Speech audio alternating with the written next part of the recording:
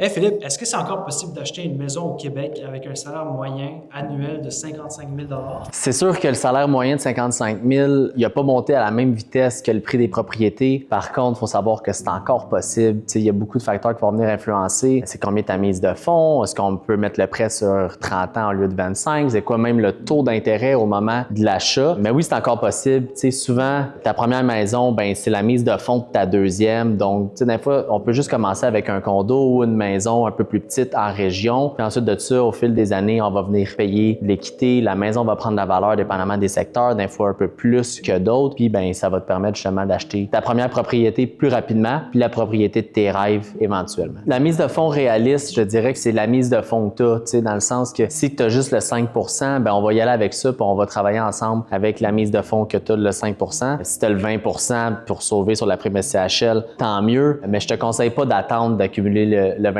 puis le calcul est assez simple. Là. Si ça te prend 6 ans cumuler 20 tandis que tu pourrais acheter la propriété en date d'aujourd'hui à 5 mais la différence, dans le fond, tu serais allé la chercher en équité avec la prise de valeur de ta maison. Exemple, j'ai acheté un condo à Saint-Hilaire il y a 2 ans, 320 000, puis aujourd'hui, il y en a un dans le même bloc que moi qui a été affiché pour 375. Ben, tu sais, c'est 50 000 que j'ai été capable d'aller chercher en équité en 2 ans et demi, tandis que sinon, ben, si j'avais attendu, je serais pas allé chercher ce montant-là.